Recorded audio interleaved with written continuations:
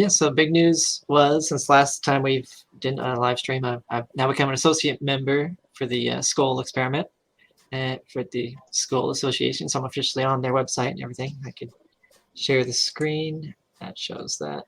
And you are in control of it, co-host. All right. I got a lot of tabs. All right. Here it is. Yeah, how does that look? All right, so here it is, the SCOLE Association. The SCOLE Experiment Afterlife Research Association, or Sierra for short. I am now an associate member, and it's my webpage.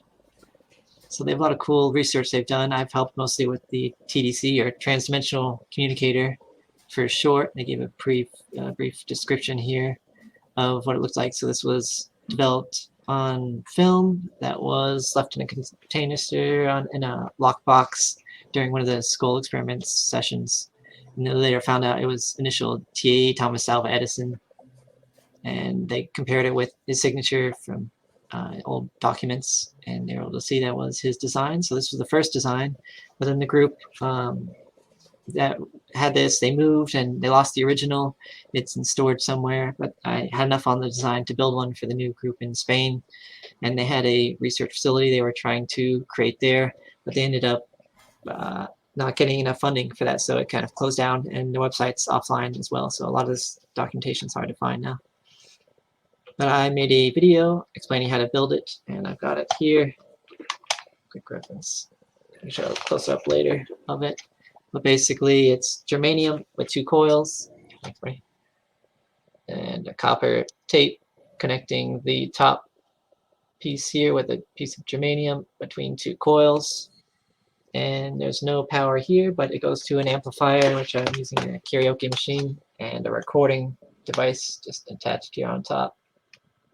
And some of the other SCOLE groups, they connect their phones now to it to play music during some of their sessions. They like to play some calming music. Karaoke machine connected to it.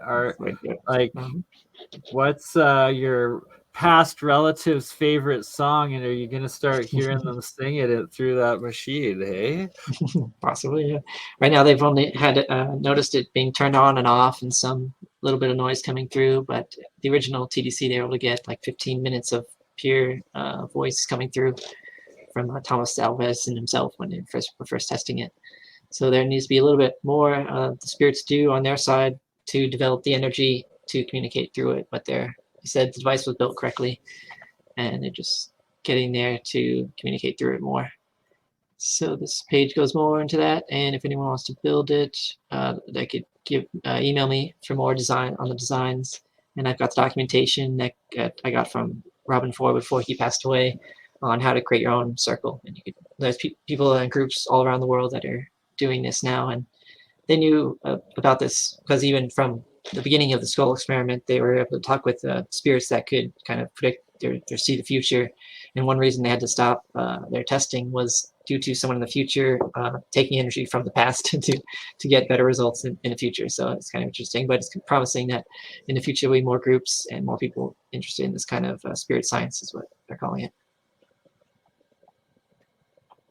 And the group, besides this, because it's really interesting because they do physical mediumship, so they're not just hearing voices, but they could actually bring some of the spirits into physical form that could feel, and they get the recordings and video recordings, but it's difficult to bring in electrical equipment into the seance rooms. So it has to be done under very controlled conditions and almost total darkness. But they've also get a phenomena they call apports. You can maybe switch back to my camera real quick, and then we'll switch back to a screen share. But these are 2 samples of apports, which are stones that were teleported into the room, and they appear with a thud on the table. And when they pick up, they say they feel a little warm to the touch.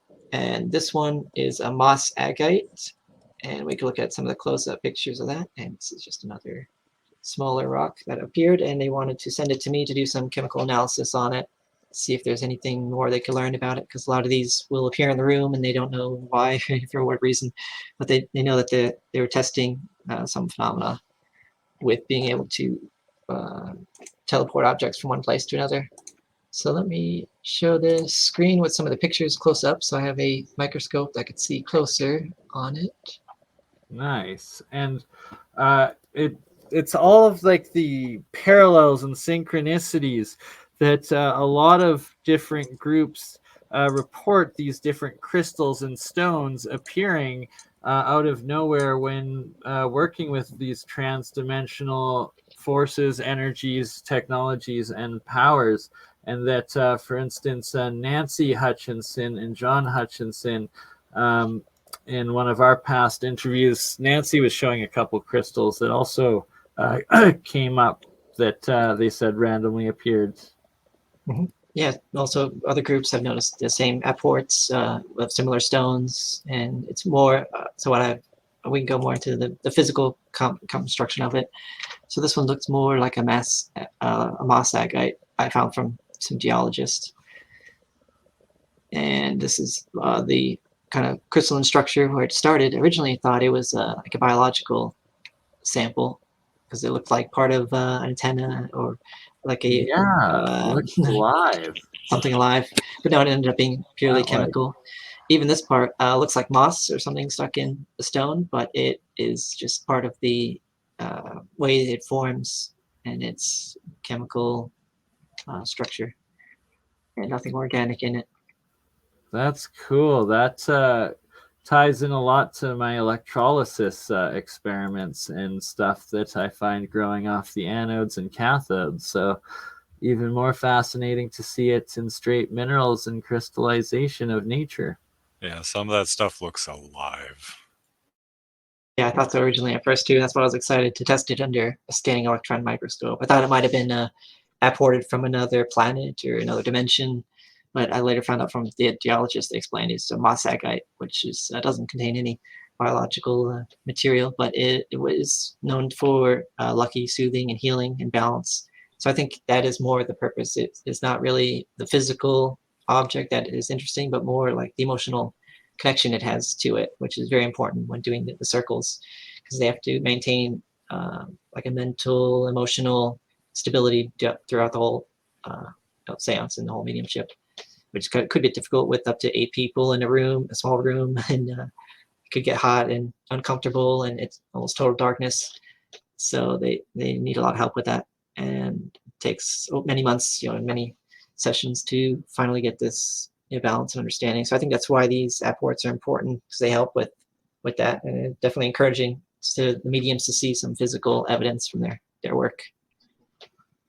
Yeah, like it's amazing. It's a whole new paradigm of now giving a scientific backing and like platform and structure for all of these different formerly woo fringe sort of topics of like, oh no, there's many of us for generations that have lived these experiences and these realities of these different dimensional interactions and existences, but now we're actually able to provide a scientific, technological application and bridge to the mainstream.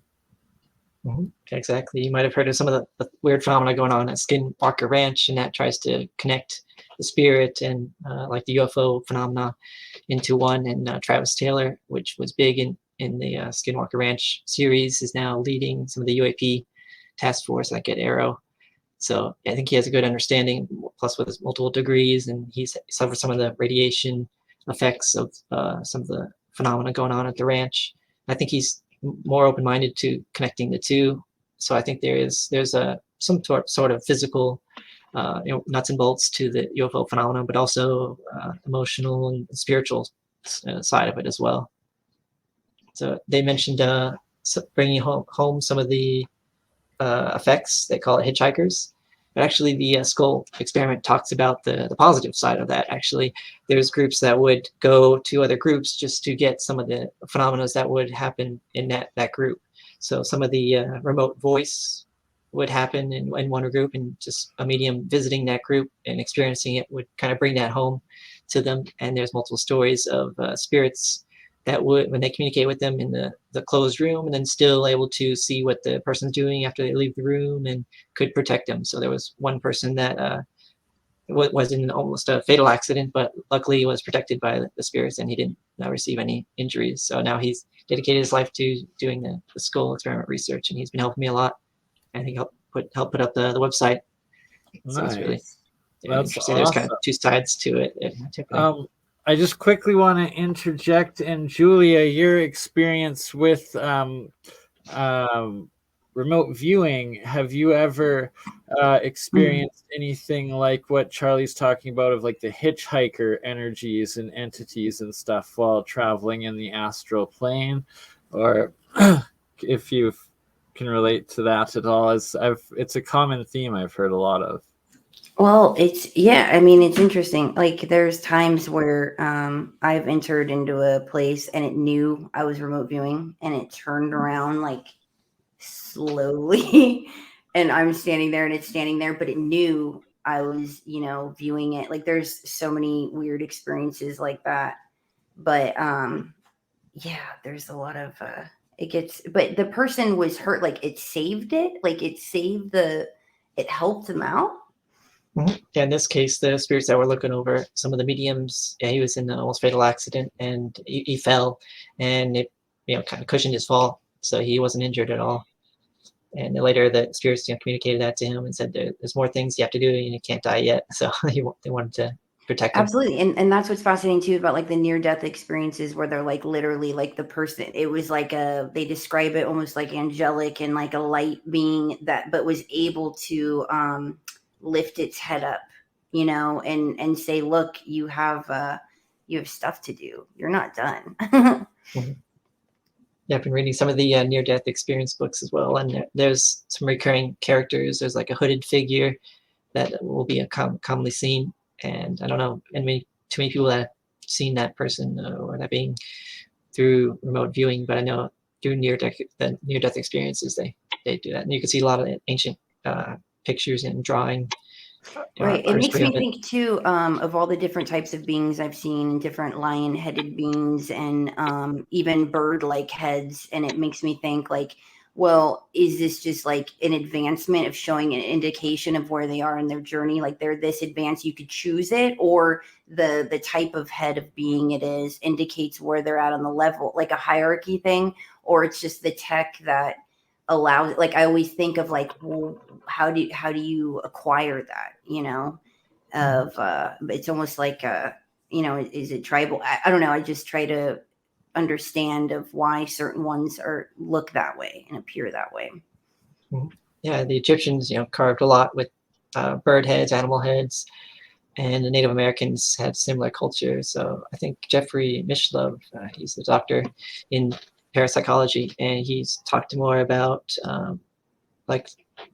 understanding these realms, and they're called psychonauts instead of astronauts that study space. Psychonauts study these worlds, and they're able to get back some detailed information about the beings and the maps associated with it.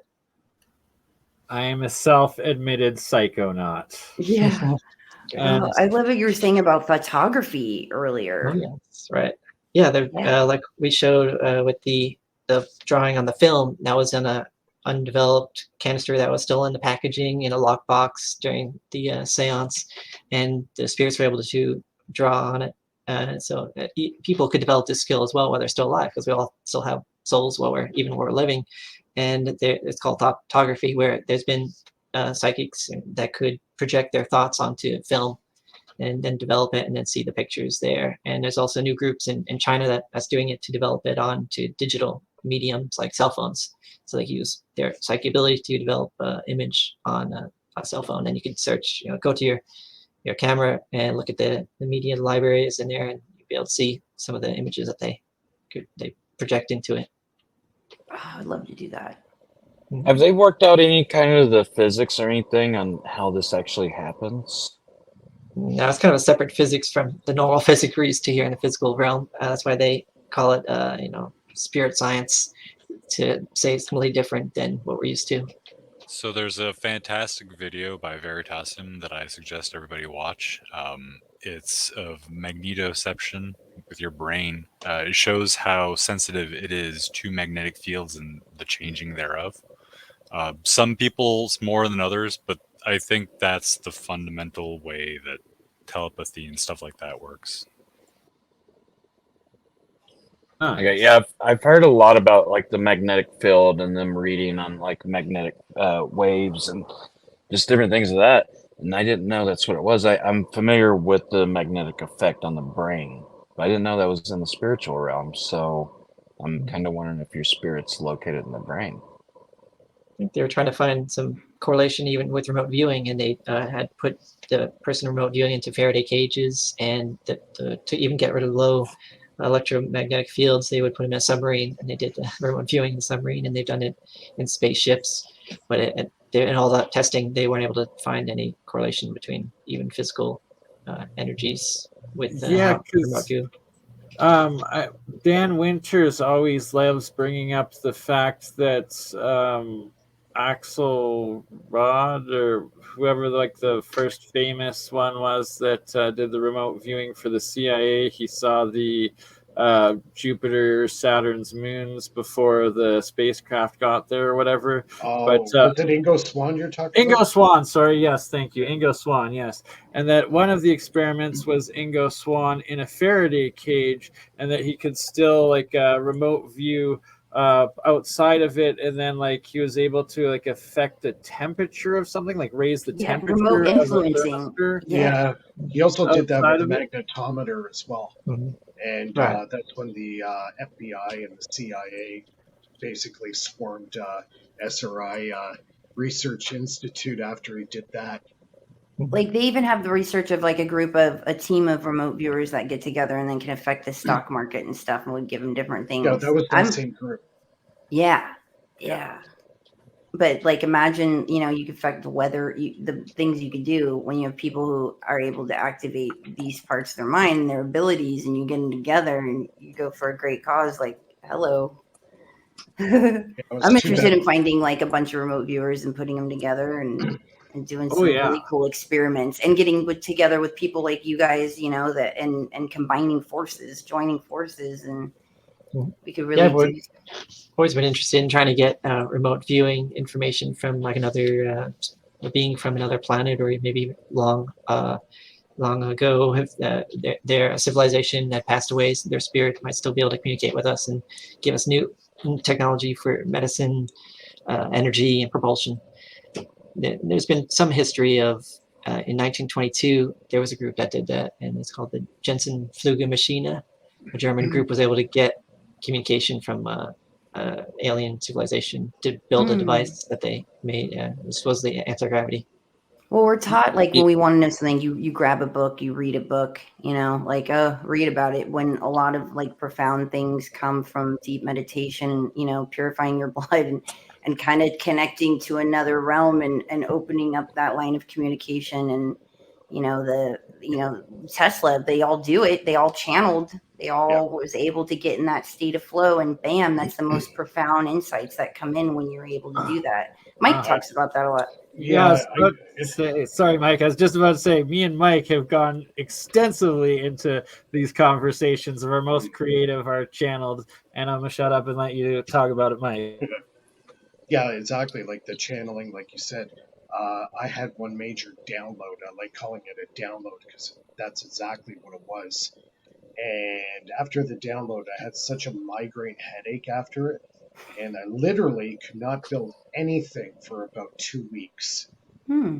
Whatever it did, it just messed me up. And about 2 weeks later, boom, everything came back. I was able to build circuits again and get going again. But whatever that download did, it certainly did something to my circuitry in my brain. It's like it rewires your neural pathways. It did. I think that's exactly what happened. It reboots it, crashes it, and then reboots it with an upgrade? a new operating system. Exactly, like an upgrading info, and you have to process it all over again, right? Like you can remember it until you go to sleep, and you'll like dwell on it until you go to sleep. Then you go to sleep, you'll wake up completely drained, not remember any of it, and then it'll come back to you over the next few days, weeks, as you work on it and bring it back up and manifest it into physicality. That was pretty much a marshmallow for 2 weeks after that happened. And then boom, everything came back. I could build my circuits again, and thing just my brain was firing. So And it's important to write down what you do, like what you ate, like what helped you get in that state of mind that day. Like, did you work out? What did you do? Because sometimes it's like we want to get back to that frequency that we were admitting then to get those aha moments of how we got in that flow state, that magical state. yeah, see, the state I would get in is in theta. Yes, that's what I say. That's what I say. I literally, my breathing goes down to like so low. I get into this theta brain waves where I get so receptive, and then it all comes in. But what I notice is in my everyday life, if I like how it affects me to go into to stay in that theta brainwave, it kind of makes you so receptive. You got to learn how to not stay in it, Julia. Yeah, because usually you're in that state just prior to waking up and just prior to going to sleep. So it's that transition from beta to theta. Absolutely. And 40 hertz helps with that. And what's his name? Richard Allen Miller. He was speaking about how you put 48 hertz in one ear and 40 in the other. And it puts you in this like, bam, like where you receive all kinds of information. Like it's the perfect. Yeah, I've had experiences where I feel like I'm going into the vortex, and then I would see this green light come from the center of the vortex, come flying out, and that's the download. When I see that happen, that's the download. And it's crazy how we absorb that too. Like what we see, like even just looking at a symbol, what that can unlock things within our DNA and our data, like what that means and what we actually retain from it. Yeah, I've had some other really creepy stuff happen just after that download, but we could talk about that on another I know. show. I should start a channel and like it's like the after show, like the real dish, like the psychic dish. Yes, we are totally doing that, and you are doing that. And maybe I'll leave it running on Rumble, as we are also live on Rumble right now after we end on StreamYard. And if you feel like keep going, Julia, we can manifest that into tonight. And then the next episode, you'll have your own channel and continue it going. Charlie, you got anything more that do you want to show off the batteries quick and stuff here? And yes, good transition to batteries. Yeah, here's one of the designs from Mike. I joined his Patreon, so I saw this. It's using magnesium strip from yeah, you're welcome. And I forget the core. What was it made out of? A boron, carbon, graphite. Carbon graphite, and then just drill a hole, put a copper wire that's bare copper, and yeah, I was able to get 2 volts. I did testing on that today, and I built 5. Yeah, just water. Yeah, but the only difference between your design is the ShamWow I was using instead of paper towel, so it absorbs more water. Yeah, and I was able to I've been powering this LED since earlier today. Let me zoom in on this. So we got 2 in series, kind of like getting full volts, and after it's gone down to like 3 volts, and then 2 in parallel. Yeah, about that. Yeah, as long as they stay moist, you could get one of those electrolyzers that create the steam or the water vapor mist, and you can buy those for pretty cheap on Amazon. You just have it in a cup of water, and just put it on a timer. Once or twice a day, it'll go on for 10-15 seconds to moisten it up, and boom, you got full power again. There you go. Yeah, and this one I've been running, and it's just been collecting the air and the water in the air, I guess. One of Laser Saber's design, and it's enough to power this clock. Yeah. It's a little bit bigger, and it's using magnesium core and copper cup, and it's done. I actually I have a good article in my YouTube channel under the community section, and I got a whole section, an article I wrote on the carbon graphite magnesium battery, so you might want to check that out. I got a few articles I put up this week. Yeah, I'm trying to build your new one that you coated with the carbon material, and then put copper tape, and I'm going to use the ShamWow again. Yep. And then the magnesium same kind of strip. Yeah, it's lighter. Yeah, and the core is hollow using this design. Yeah. Just a clear acrylic that I painted with that paint for the carbon. Yeah, the carbon paint smells quite a bit, so you're going to do it in a well ventilated area. Great. So I think that's about it. Did we want to go to do what you're doing, Mike? Yeah, Should I've we- just been doing some testing tonight on the RPG reactive power generator. I'm getting some pretty good results. I've also been working on the new device. I'll just show you what I got going here. So I've been setting it up, painting the boards, just kind of doing the initial mock-up. Got all my components. I got to make a lot of coils. So yeah, I've been pretty busy with that. I'll be doing the coils tomorrow. And yeah, it's been an extremely busy week for me. So that's about it, really.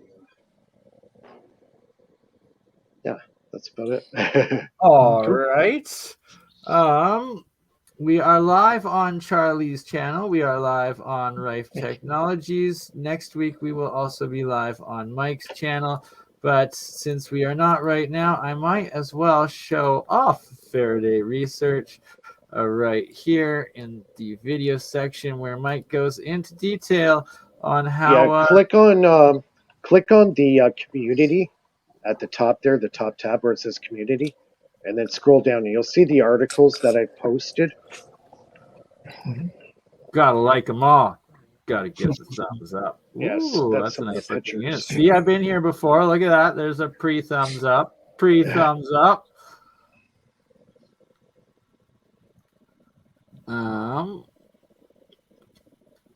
The articles are fair. Sick, That's an Mike. old one. Sick Mike. Somewhere are these articles. Ooh, here's a good one. Testing the piezoelectrics. Yeah. Oh, That's the MRI device or MRA device that Norman Wooten. That's the actual schematic there. Nice. So that's what he was doing.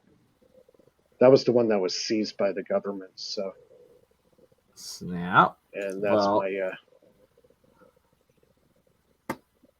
glad we've been able to recover such files and stuff. More of the physio. Oh yeah, I've spoken with Norman quite a few times, so he's incredibly knowledgeable, mind blowing.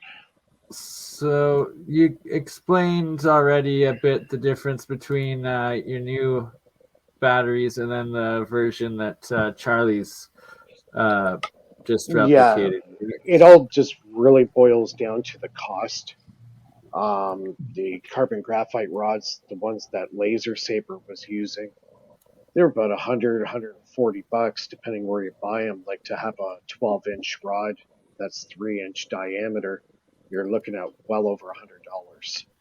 So what I did was I eliminated the carbon graphite rod altogether, and I used PVC pipe and I used a carbon graphite paint. So I painted the rod and basically built it exactly the same way you would with the carbon graphite rod, without the rod. So Charlie made the small version with the small graphite rods. I'm finding the small version tends to have, I think, a little bit more current. I've been testing the big ones out. Looks like my smaller ones are actually producing a little bit more current. Now, it could be because of how much graphite I'm actually using in large cell. That could be a reason why. So I'll have to look into that more. But building costs, yeah, greatly reduced with the new version. So it's like $20, $25 per cell. That's the paint there. You can buy it on Amazon. It's $28. Nice. It's about $28 Canadian, so that's like $20 US maybe. Oh, at that price, it might be worthwhile mixing it yourself. Basically, just an adhesive with the graphite added to it. Yeah, you could do that too. Yep. Yeah, and we're going to be going further in with the Hutchinson's doing the next planning phase with them on Sunday, and then hopefully by next weekend, the next live on developing the crystal battery cells that they've been doing, and then essentially mixing it and combining it with what Mike's been developing here, and Charlie and others replicating, and trying to eventually produce full battery cell units that people can make themselves, that are completely rechargeable by water and everlasting at affordable prices. And it's going to take a few generations of models, but as we're doing it, within a year or two, there'll be actual advanced results, like just even what you've already come up with, Mike. It's quite impressive. Yeah, it's like anything, it And Charlie. takes a lot of time to develop, right? It's a concept. Like, I come up with the ideas, concepts. This came from Laser Saber. He did this well over, I think, 13, 14 years ago now. So I've just kind of taken what he's done and just try to run with the ball and try to expand off it. So yeah, it's like anything. Like, the RPG I've been working on 5 years. I've been working on these over Unity devices since 2005. Started off with the HHO stuff, Brown's gas, and just kind of started from there. You start small. So right now my baby is the RPG. So nice. So Yeah, I did some I've done actual resistor tests where the actual load I hook it, basically a dead short of 1K ohm resistor. And within a matter of about 10 seconds, that resistor went up to about 200 C. And I had to shut it off because I thought I was going to fry it at any second. So yeah, it does create a tremendous amount of reactive power. So what I've been trying to do is try to get that reactive power and make it into real power by using a capacitor. So this one here is 80 volts at 4,000 microfarad. And I could get a pretty damn good bang out of this thing as soon as I fill it up. I can get it up to about 60 volts in less than 20 seconds. And if I dead short it with a screwdriver, it makes a pretty loud bang. So, as trying to, oh yeah, it scared my wife. She wasn't too impressed with me when I did that. But I'd say you go got ahead. probably 2 more of those loud bangs before you don't have a wife anymore. Yeah, I don't want to chance it. Yeah. So Man, that's really yeah, good. Like, that voltage that you're pulling out is nice. What's your power cell that you're running off of on this? the power cell. Well, see, the reactive power generator, the motor runs on a voltage, not current. That's the basis of the motor. The current is being created within the motor itself. Basically, it's kind of an advanced version of what Joseph Newman was doing.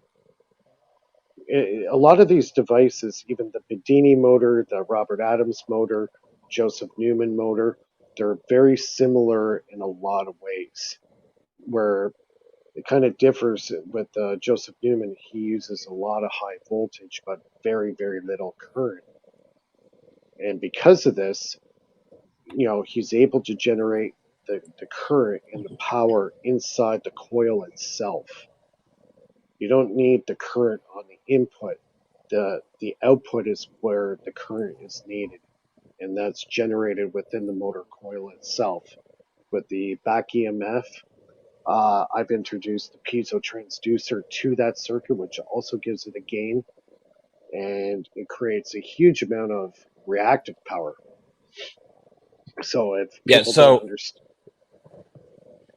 you were explaining you were just explaining to me how you put the piezo in there. You want to tell anybody else like how you put it in? Because I was checking it out. It's really interesting. Yeah, you can hook it up with any coil. So it's basically when you hook up your power cable from positive to negative on your coil, the piezo would be right in the same configuration, positive, negative.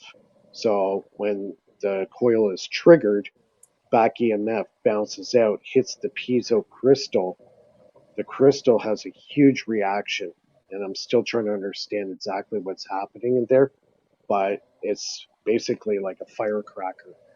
So that effect bounces back into the coil again and does it at such a rate that it gets that coil into a harmonic resonance.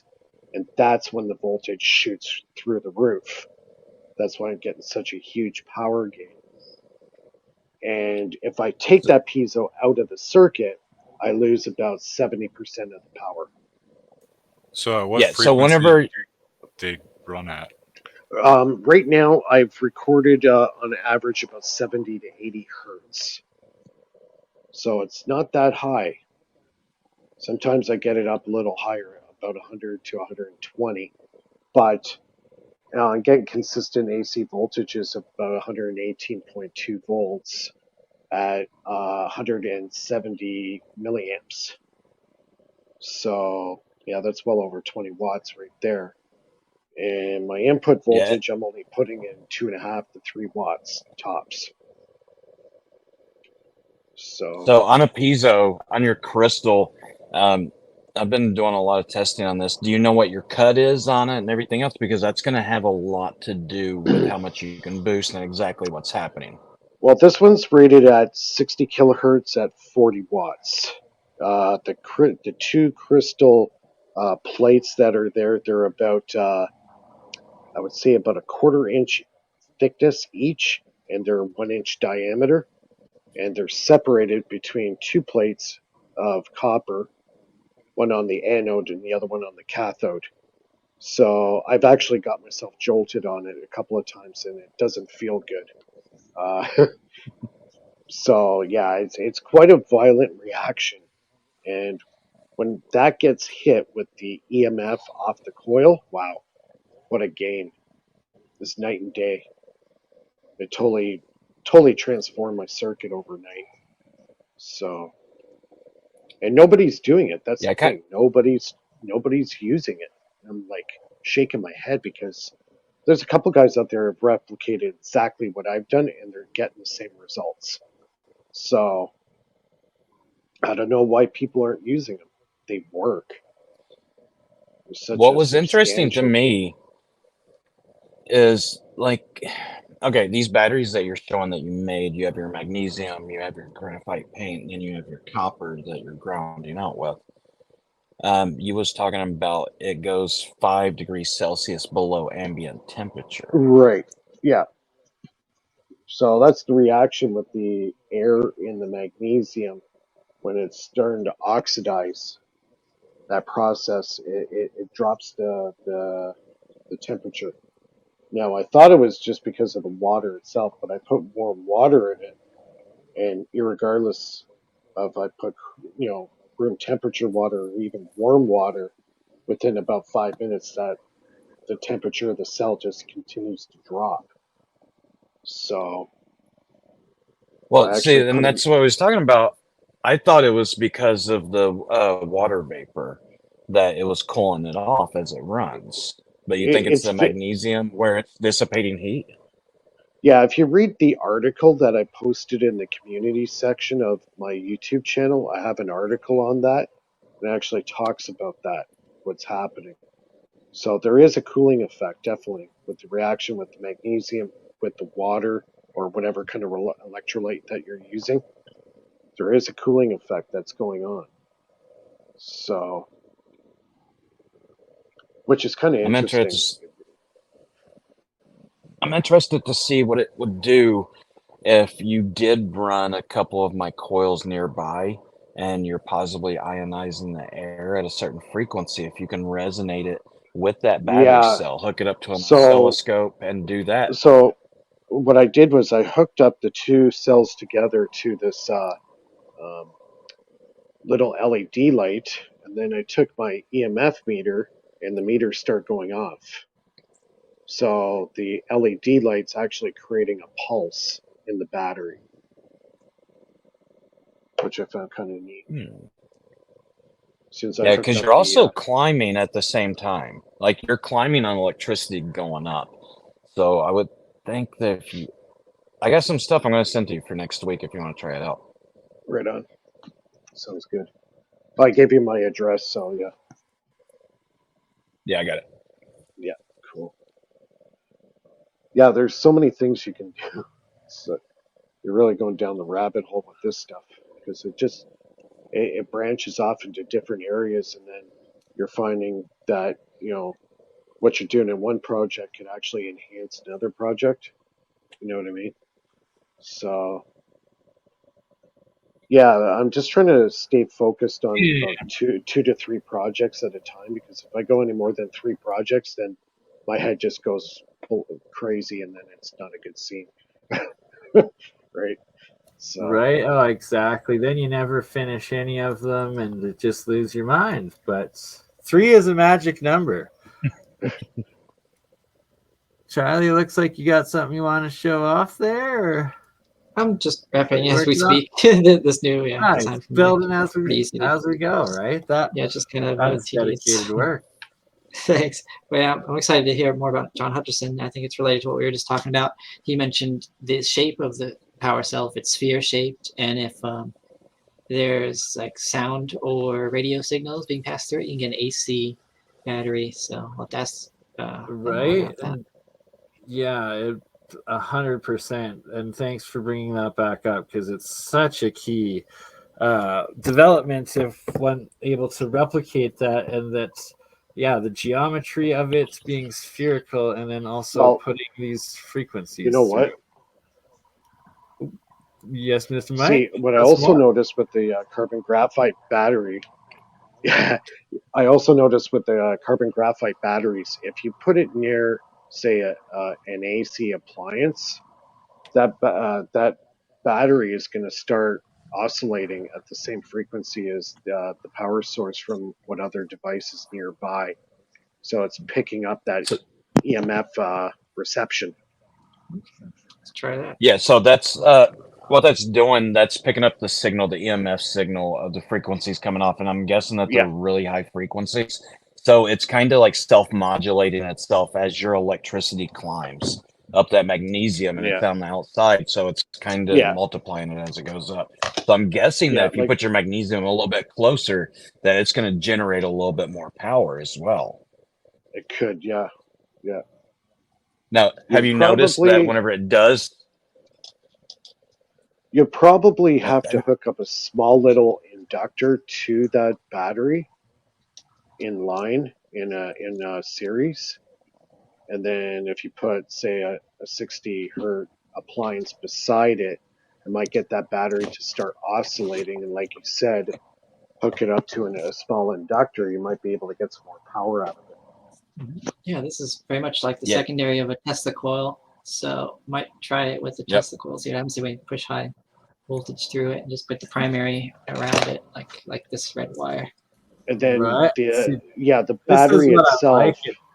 Right here, combining potential Tesla coils into battery cells. Like this, that's the next level thinking, boys.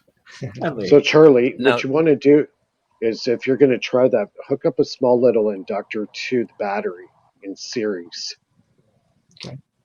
Okay, and then turn your Tesla coil on and see if the light, LED light or whatever you're using, goes brighter, or even try to get a voltage reading on it if you can. Okay. Yeah, I'm kind of wondering what that's going to work at, if it's going to actually work at the 900 megahertz like a Tesla coil. I'm thinking it's probably going to be a little bit lower because of the magnesium and the spacing on it. Could, yeah. Because at that point, we can build a new Tesla coil. We can build like a Tesla coil 2.0, because Julia and I was talking about this today on the phone, that 900 megahertz, around that range that Tesla coils operate in, that's our basic, that's the first cell phone signals that they used. That's right. Now they're reallocating that over to the police for them to use that band. And that's the reason we can't build large Tesla coils, because it would interrupt all the operation of that signal and all the communication on it. So if we can figure out a different way, then we should just go ahead and build a Tesla coil 2.0. that's at a lower frequency, but still operating at the same. It may not be as efficient. It could be more efficient with different materials involved. Like if we use the silver, it could be way more efficient. It'd run a lot faster. Yeah. Silver wire is expensive. And now I need more silver and more gold just to test out and make coils, more coils, coils, and coils out of silver and gold. Some And- golden fleece. Yeah, it's not a fleece if it turns into like a portal or a crazy life-extending energies or anti-gravity, you know? Yeah, so I want you guys to try like a pyramid design as well and run that magnesium up that, because that's going to generate that propulsion right out of the top of it. Because as it builds, it's deflecting on the inside, and it's going into a you got to have it completely horizontal, so it's going in a horizontal range. It's going to amplify even more. Yeah, actually, Tesla was working on some triangular pyramid-shaped coils. It's not very well documented, but he was dabbling with that, yes.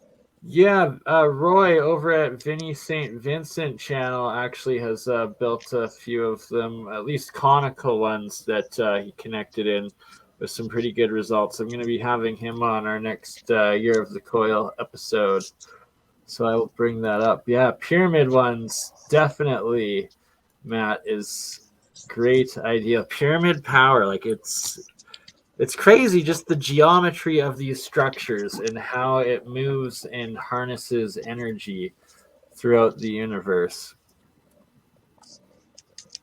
We should try that whenever I get out there, Julia. Let's do it.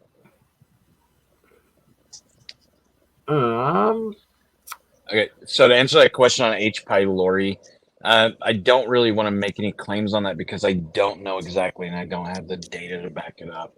So without all of that being on different social media platforms, I don't want anything tagged as, kind of information. So, but if you email me, I will gladly send you some information as posted by our local commanders and chiefs. I'm sorry.